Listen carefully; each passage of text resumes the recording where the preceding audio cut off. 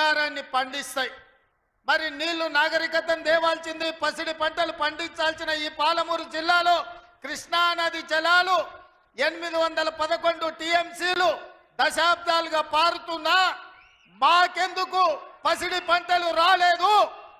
మా కష్టాలు ఎందుకు తీరవలేదు? మా కన్నీళ్లు ఎందుకు తూడవలేదని నేను అడుగుతున్నా. ఈ పాలమూరు జిల్లా నాడు ఉమ్మడి రాష్ట్రంలో లేదా? ఈ పాలమూరు జిల్లా ఏర్పడ్డ తెలంగాణ రాష్ట్రంలో లేదా? ఈ పాలమూరు జిల్లా బీఆర్ఎస్ పార్టీకి ఓట్లు వేయలేదా?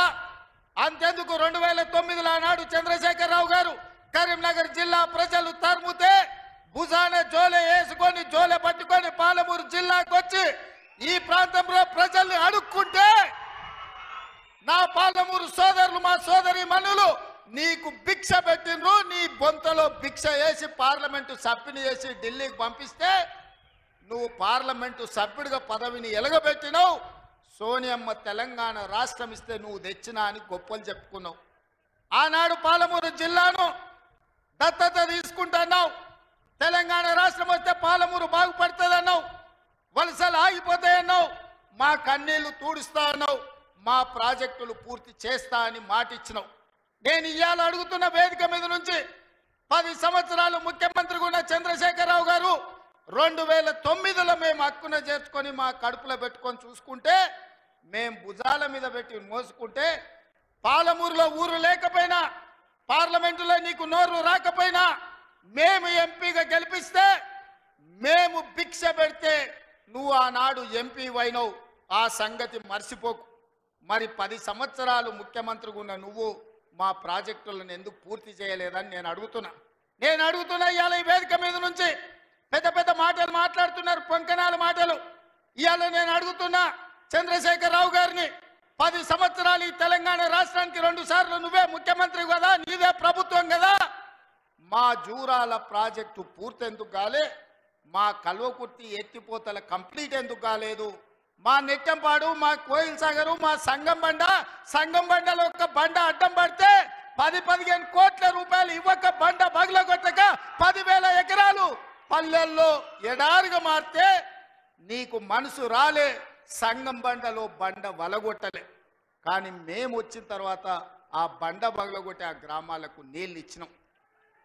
ఇవాళ కోయిల్ సాగర్, ఇవాళ మీ ఆర్టీఎస్, ఇవాళ ఈ ప్రాంతంలో ఉండే ఏ ప్రాజెక్ట్ అయినా ఎందుకు 10 ఏళ్లలో పూర్తి చేయలే? అదే కాదా నాడు ఉమ్మడి రాష్ట్రంలో జూపల్లి కృష్ణారావు గారు, చిన్నారెడ్డి గారు, డాక్టర్ మల్లు రవి గారు ఆనాడు కిరణ్ కుమార్ రెడ్డితో కొట్లాడి, ఆనాడు అరుణమ్మ గారు కూడా మంత్రిగా పాలమూరు రంగారెడ్డి ఎత్తిపోతల ప్రాజెక్టు పూర్తి చేయాలి, 12 లక్షల ఎకరాలకు నీళ్లు ఇవ్వాలి అని కొట్లాడి జూరాల నుంచి నీళ్లు తీసుకోవాలని పాలమూరు రంగారెడ్డి ఎత్తిపోతల పథకానికి అనుమతి తీసుకొచ్చారు. 16,000 కోట్లతోని ప్రాజెక్టు మంజూరైంది. 35,000 కోట్లు మొత్తం అంచనాలు వేసి టెండర్లు పిలిచిండ్రు. కానీ చంద్రశేఖరరావు వచ్చిన తర్వాత ప్రాజెక్టుల రీజైనింగ్ పేరు మీద 35,000 కోట్ల రూపాయల ప్రాజెక్టును 55,000 కోట్ల రూపాయలకు పెంచిండు. టెండర్లు పిలిచిండు, కాంట్రాక్టర్లకు ఇచ్చిండు, కమిషన్లు మెక్కిండు. జూరాల నుంచి నీళ్లు తీసుకోవాల్సిందని శ్రీశైలం బ్యాక్ వాటర్స్ కు పంపించాడు. ఇవాళ శ్రీశైలానికే ఆ ప్రాజెక్టును తరలించడం వల్ల ఈరోజు పాలమూరు ఎడారిగా మారుతుంది. 10 ఏళ్లలో పాలమూరు రంగారెడ్డి పూర్తి చేసిన, కల్వకుర్తి పూర్తి చేసిన, భీమా, నెట్టంపాడు, కోయిల్ సాగర్, రాజోలి బండ పూర్తి చేసి ఉంటే, తుమ్మిళ్ళ ప్రాజెక్టును పూర్తి చేసి ఉంటే ఇవాళ ఆంధ్రప్రదేశ్ మనకు అభ్యంతరం పెట్టకపోయి ఉండే. 10 ఏళ్లలో నువ్వు ప్రాజెక్టులు పూర్తి చేయలేదు. పాలమూరును పడావు పెట్టినావు కాబట్టి ఇవాళ మా ప్రాంతం ఎడారిగా మారింది. ఆనాడు 2014లో నేను కొట్లాడి తెచ్చిన మక్తల్ నారాయణపేట కొడంగల్ ప్రాజెక్టు ఒకనాడు ఉమ్మడి రాష్ట్రంలో రాజశేఖర రెడ్డి గారు ముఖ్యమంత్రి ఉన్నప్పుడు దివంగత నాయకుడు చిట్టెం నర్సిరెడ్డి గారు మొట్టమొదట ప్రస్తావించండు మక్తల్ నారాయణపేట కొడంగల్ ప్రాజెక్టు గురించి. ఆ తర్వాత వారు చనిపోయినాక దాని గురించి మాట్లాడిన వాళ్ళే లేరు. మళ్ళీ 2009లో కొడంగల్ ఎమ్మెల్యేగా నేను బాధ్యత తీసుకున్న తర్వాత ఆ కాగితాలు వెలికి తీసి నేను కొట్లాడి 2014లో ఈరోజు నా మక్తల్ నారాయణపేట కొడంగల్ ప్రాజెక్టు తీసుకొచ్చిన. ఆనాడు 1,500 కోట్ల రూపాయలతో అంచనా అయ్యింది. 1500 కోట్ల రూపాయలతోని 1,07,000 ఎకరాలకు ప్రాజెక్టు కట్టడానికి అనుమతులు తెచ్చిన. 10 ఏళ్ళు నా మీద కక్షతోని పాలమూరు మీద పగతోటి చంద్రశేఖరరావు ఈ ప్రాజెక్టును పక్కన పెడితే ఈ రోజు నేను వచ్చిన తర్వాత తిరిగి వాటిని దుమ్ము దులిపి పనులు మొదలుపెట్టిన. ఇవాళ 4,500 కోట్ల రూపాయలతోటి మక్తల్ నారాయణపేట కొడంగల్ ప్రాజెక్టును పూర్తి చేయాలి 2 ఏళ్లలో అని ఈ రోజు టెండర్లు పిలిచి పనులు ప్రారంభిస్తే ఇవాళ పగబట్టి ఆయన టీవీలలో పేపర్లలో అడ్డుకుంటున్నారని అంటున్నాడు. నేను అడుగుతున్న చంద్రశేఖరరావు, నువ్వు 70 ఏళ్ళు మాకు అన్యాయం జరిగింది. మా ప్రాంతంలో నీళ్లు పోయినా మా ప్రాంతం నుంచి తరలిపోతున్న కృష్ణానది జలాలు మాకు తాగడానికి మా సాగునీరుకు అందు రాకపోయినా ఈ దేశంలో ఎక్కడ ప్రాజెక్టులు కట్టినా బాక్రానంగల్ కావచ్చు, శ్రీశైలం కావచ్చు, నాగార్జున సాగర్ కావచ్చు, ఎస్ఆర్ఎస్పి కావచ్చు, ఈ దేశంలో ఎక్కడ ప్రాజెక్టులు కట్టినా తట్ట పని, పార పని, మట్టి పని, చెమట తీసే ప్రతి పని మా పాలమూరు బిడ్డలు చేసి దేశానికి ప్రాజెక్టులను అందించారు. ఇవాళ ఈ దేశంలో పంట పండుతుందంటే మా పాలమూరు బిడ్డల స్వేదం ఉంది, మా రక్తం ఉంది, మా కష్టం ఉంది. అట్లాంటి మా జిల్లా ఎడారిగా మారి వేలాది మంది వలసలు పోతుంటే తమ పసిపిల్లల్ని తల్లిదండ్రుల దగ్గర, ముసలోళ్ళ దగ్గర, గుడిసెల దగ్గర వదిలి జంటలుగా మేస్త్రీల ఎంబడి వలస పోతుంటే వలసలు ఆపాలని ఇవాళ మా ప్రాజెక్టులు పూర్తి చేయాలని ప్రయత్నం చేస్తుంటే మా మీద పగబట్టి నువ్వు ఎందుకు చంద్రశేఖరరావు అని నేను అడుగుతున్నా. ఏం అన్యాయం చేసినాం నీకు చంద్రశేఖరరావు? మేము నిన్ను మా పార్లమెంట్ సభ్యుడిగా ఎన్నుకోవడం మేము చేసిన అన్యాయమా? నీ పార్టీకి పోయినసారి 13 సీట్లు ఇవ్వడం మేము చేసిన అన్యాయమా? ఏం అన్యాయం చేసినామని ఇవాళ మా జిల్లాల ప్రాజెక్టులను అంటుకుంటున్నాం. ఈ 10 ఏళ్లలో నువ్వు పాలమూరు రంగారెడ్డి ఎత్తిపోతలు పూర్తి చేసినుంటే ఇవాళ చంద్రబాబు నాయుడుతో నీ పంచాయతీ ఎందుకు వస్తుండే? ఆనాడు నువ్వు వైఎస్ రాజశేఖర రెడ్డి ముఖ్యమంత్రి ఉన్నప్పుడు ఆనాడు పోతిరెడ్డిపాడు పక్క 4,000 క్యూసెక్స్ నుంచి 40,000 క్యూసెక్లకు పెంచింది. రాజశేఖర రెడ్డి గారికి ఊడిగం చేసింది. రాజశేఖర రెడ్డి చెప్పులు మోసి కృష్ణానది జలాలను రాయలసీమకు తరలించడానికి అనుమతించింది సన్నాసివి నువ్వు కాదా చంద్రశేఖరరావు? ఆనాడు నువ్వు ఊడిగం చేసి రాజశేఖర రెడ్డి పోతిరెడ్డిపాడు ద్వారా నీళ్లు తరలించకపోయాడు కృష్ణానది జలాలు. మళ్ళీ ఆయన కొడుకు జగన్మోహన్ రెడ్డి ముఖ్యమంత్రి అయిన తర్వాత ఇదే ప్రగతి భవన్, ప్రజల స్వేదంతో నిర్మించిన ప్రగతి భవన్ అధికారిక కార్యాలయానికి వైఎస్ కొడుకు జగన్మోహన్ రెడ్డిని పిలిపించి పంచపక్ష ప్రమాణాలు పెట్టి 6 గంటలు చర్చించి రాయలసీమ ఎత్తిపోతల పథకం రచించింది నువ్వు కాదా? ఇది ద్రోహం కాదా? ఆనాడు రాజశేఖర రెడ్డితో కలిసి పోతిరెడ్డిపాడు ద్వారా కృష్ణానది జలాలను సీమకు తరలించకపోతుంటే హారతిచ్చింది నువ్వు కాదా? ఆనాడు మంత్రివర్గంలో నీ మంత్రులు లేరా? హరీష్ రావు గారు ఆ మంత్రివర్గంలో మంత్రి కాదా అని నేను ఇవాళ అడుగుతున్నా. అదే కాదు, జగన్మోహన్ రెడ్డి గారు ముఖ్యమంత్రి ఉన్నప్పుడు ఏ నీళ్ల కోసం తెలంగాణ రాష్ట్రం తెచ్చుకున్నామో, ఏ నీళ్ల కోసం శ్రీకాంతాచారి లాంటి యువకులు, నూనూగు మిసాల యువకులు ఆత్మ బలిదానాలు చేసుకున్నారు. ఆ బలిదానాలతో సాధించుకున్న తెలంగాణలో కృష్ణానది జలాలు రంగారెడ్డి, మహబూబ్ నగర్, అదేవిధంగా నల్గొండ, ఖమ్మం జిల్లాలకు ప్రాజెక్టులకు, భూములకు పారాల్సిన నీళ్లు రాయలసీమ జిల్లాలకు తరలించకపోతుంటే రాయలసీమ లిఫ్ట్ ఇరిగేషన్, అదేవిధంగా ముచ్చుమర్రి లిఫ్ట్ ఇరిగేషన్ నిర్మించుకుంటుంటే ఒక్క రోజైనా నువ్వు అడ్డుకున్నావా? వీరతిలకం దిద్ది జగన్మోహన్ రెడ్డికి పంచపక్ష ప్రమాణాలు పెట్టింది నువ్వు కాదా? ఇవాళ నువ్వు చేసిన పాపం ఇవాళకు మాకు శాపమైంది, ఇవాళ మాకు ఉరైంది.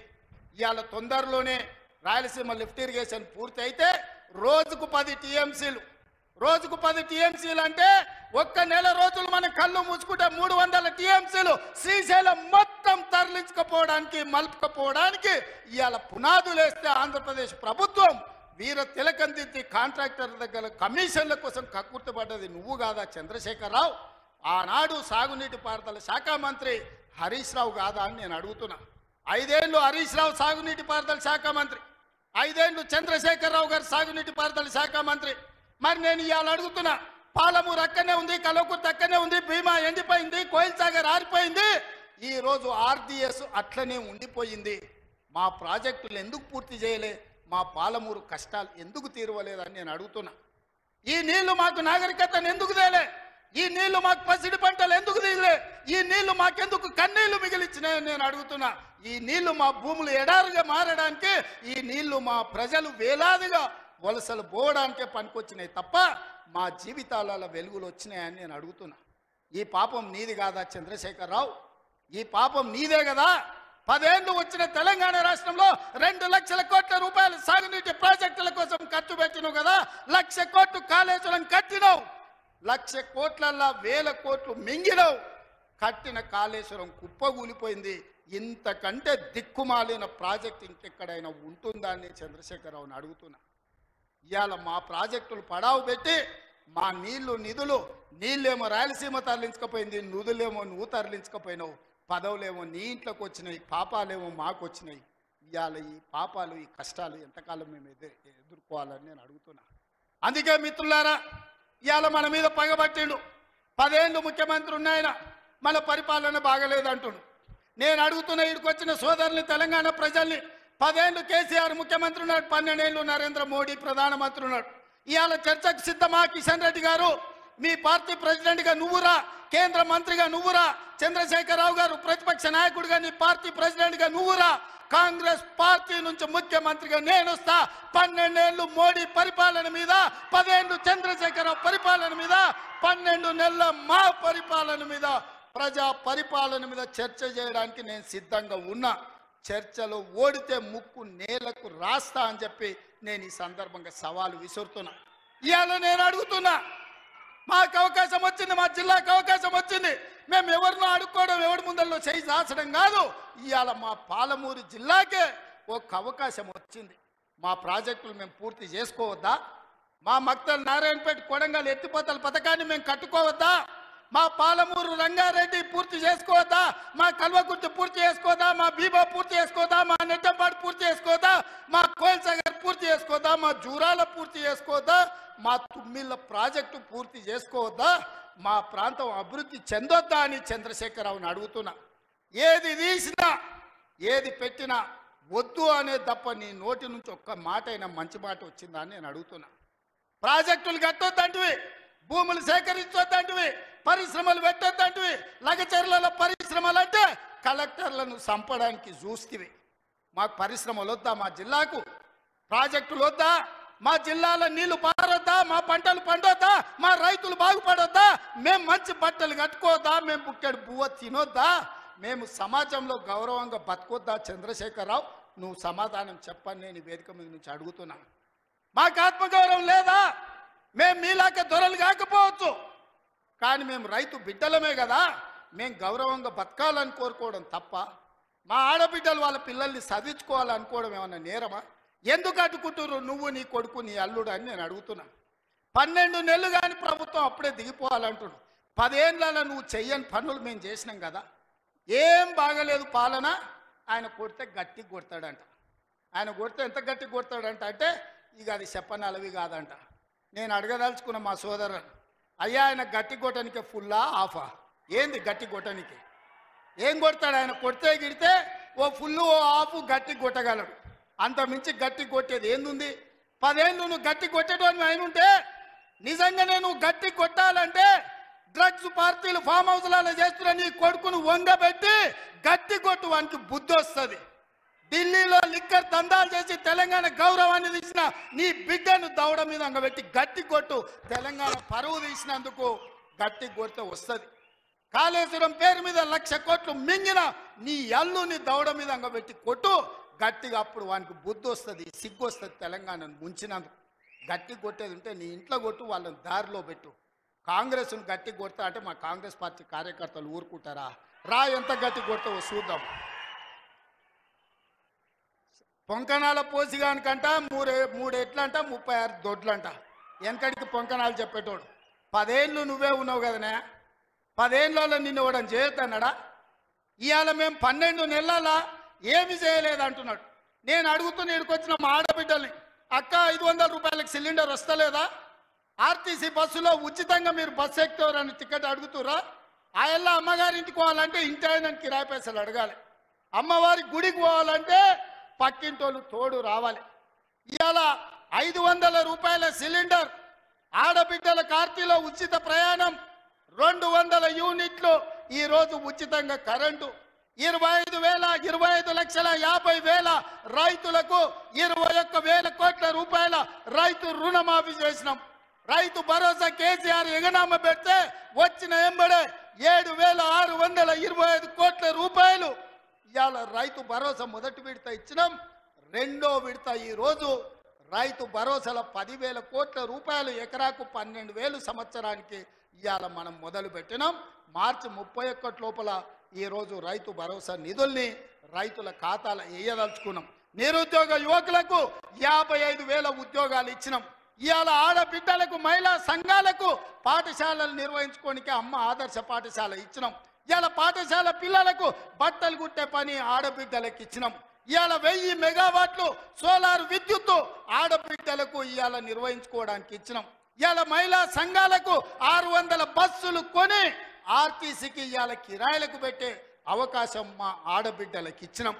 ఈ రకంగా చెప్పుకుంటూ పోతే ఈరోజు కొడంగల్ నారాయణపేట లిఫ్ట్ ఇరిగేషన్ మహబూబ్ నగర్కు తీసుకొచ్చినాం.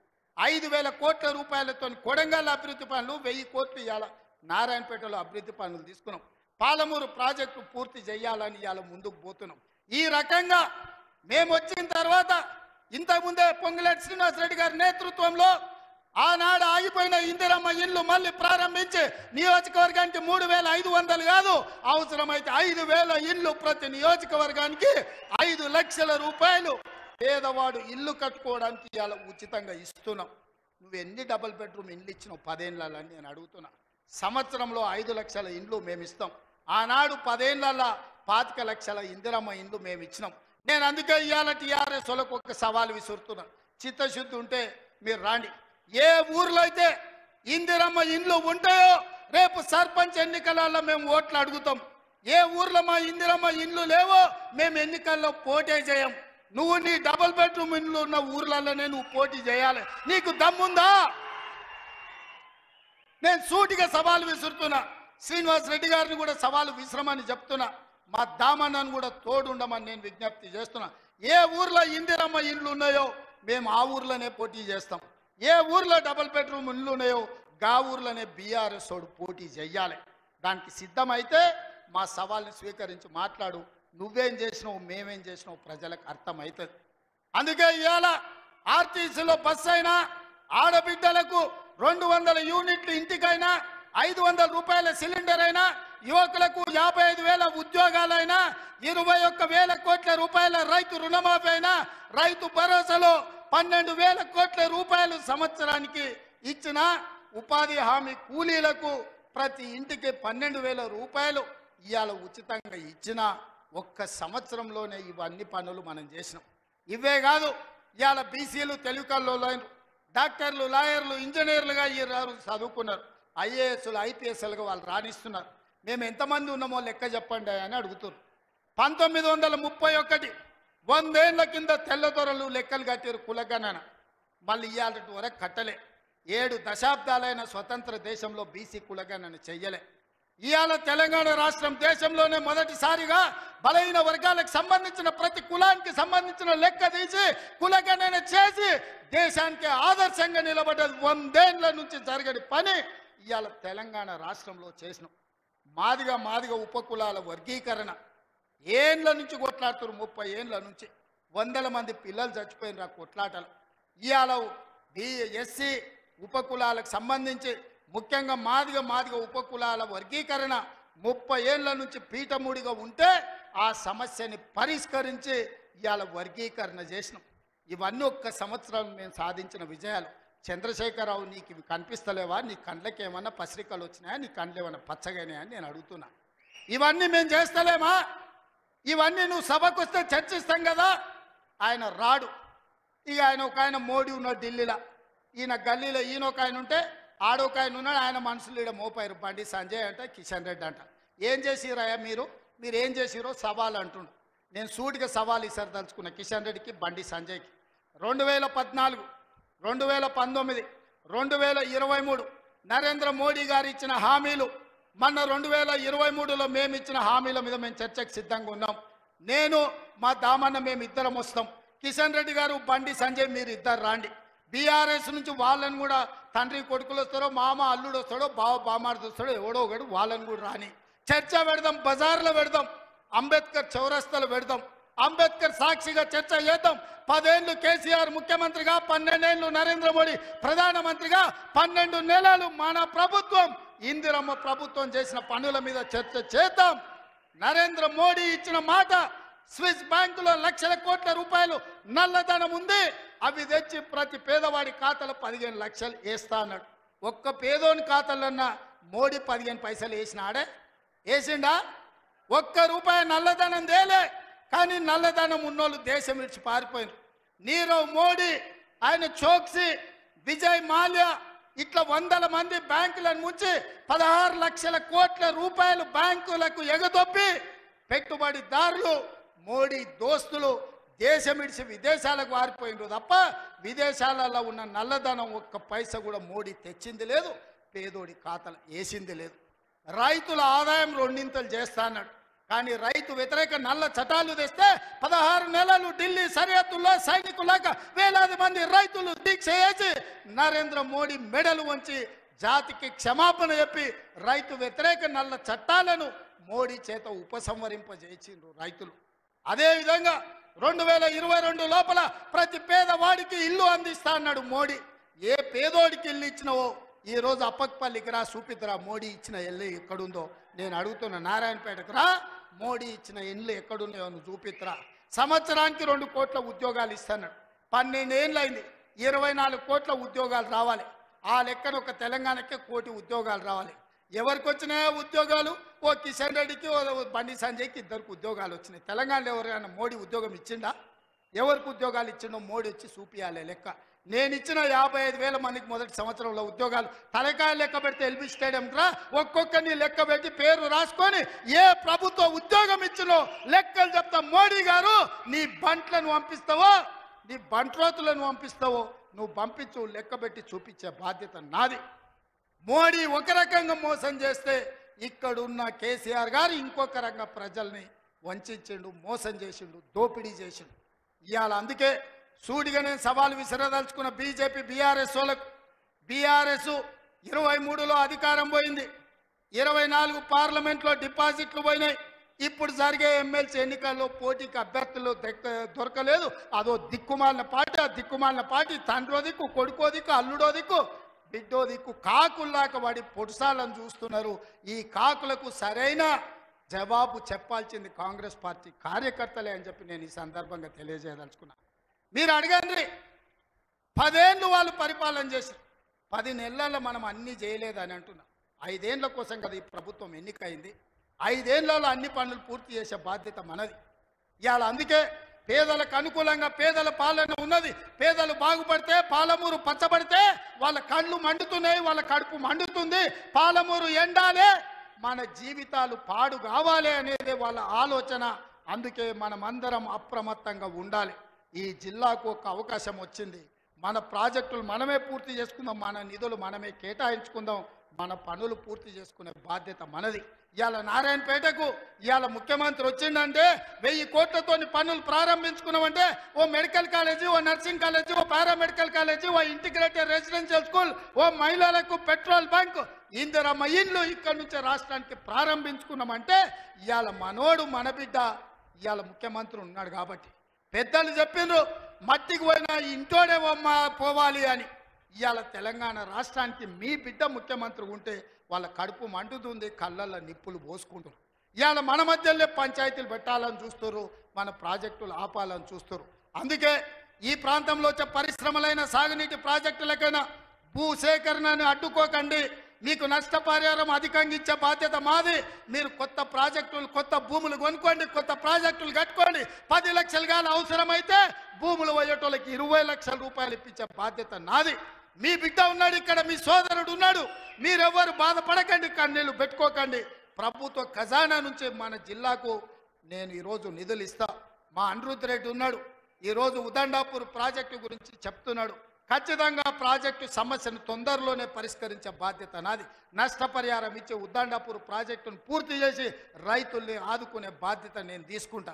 ఇవాళ మీ కష్టాలు తీరవకపోతే, మీ సమస్యల్ని పరిష్కరించకపోతే మీ బిడ్డ తెలంగాణ ముఖ్యమంత్రిగా ఉండి ప్రయోజనం ఏందని నేను మిమ్మల్ని అడుగుతున్నా. సంపూర్ణమైన విశ్వాసం పెట్టుకోండి. లేక మనకు ఒక అవకాశం వచ్చింది. మన ఇంట్లోనికి మన బిడ్డకు అవకాశం వచ్చినప్పుడు శత్రువులు కుట్రలు చేస్తున్నారు, కడుపుల కత్తులు పెట్టుకొని బయలుదేరుతున్నారు, కౌగిలించుకున్నట్టే ఇకిలిస్తున్నారు, కౌగిలించుకొని కడుపుల కత్తులు పెట్టి పొడిచి సంపాలని చూస్తున్నారు. ఇట్లాంటి సన్నాసులకు గుణపాఠం చెప్పాల్సిన బాధ్యత పాలమూరు జిల్లా యువకుల మీదనే ఉన్నది. మిత్రులారా, పనిలో నిమగ్నమై ఉన్న పనులు చేసే బాధ్యత నాది, కాపాడుకునే బాధ్యత మీది. మళ్ళీ రాదు ఇట్లాంటి అవకాశం. ఇవాళ తప్పిపోయిందా మళ్ళీ 50 ఏళ్ళు అవుతుందో, 60 ఏళ్ళు అవుతుందో, 70 ఏళ్ళు అవుతుందో, 100 ఏళ్ళు అవుతుందో చరిత్రను మనం అంచనా వెయ్యలేము. ఇవాళ వచ్చినప్పుడే మన ప్రాజెక్టులను పూర్తి చేసుకుందాం, పాలమూరును పూర్తి చేసుకుందాం, కల్వకుర్తిని పూర్తి చేసుకుందాం, భీమా, నెట్టంపాడు, కోల్సాగర్ను పూర్తి చేసుకుందాం, మక్తల్, నారాయణపేట, కొడంగల్ ప్రాజెక్టును పూర్తి చేసుకుందాం. కొడంగల్లో పరిశ్రమలు తెద్దాం, మన ప్రాంత నిరుద్యోగ సమస్యని పరిష్కరిద్దాం. మీరందరూ అండగా నిలబడాలి. ఈ ప్రాంతాన్ని అభివృద్ధి చేసే బాధ్యత నాది. మళ్ళొకసారి సూటిగా కిషన్ రెడ్డి గారికి, బండి సంజయ్ గారికి, కేసీఆర్ గారికి, కేటీఆర్ గారికి నేను సవాల్ విసురుతున్నా. 12 ఏళ్ళు మోడీ పాలన మీద, 10 ఏళ్ళు కేసీఆర్ పాలన మీద, 12 నెలలు మా పాలన మీద మేము చర్చకు సిద్ధంగా ఉన్నాం. నేను మా సోదరుడు దామోదర్ రాజనరసింహ గారు మేము చర్చకు వస్తాం. తారీఖు చెప్పండి, ఏ సెంటరో చెప్పండి, ఏ సెంటర్ అయినా మేము తయారు. మీరు సిద్ధమైతే రాండి, ఎవరు ఏం చేసిండ్రో చర్చ చేద్దాం, తేలుద్దాం, తెలంగాణ ప్రజలకు వాస్తవాలు చెబుదాం. ఇంత గొప్ప కార్యక్రమాన్ని ఏర్పాటు చేసినందుకు మిత్రుడు శివకుమార్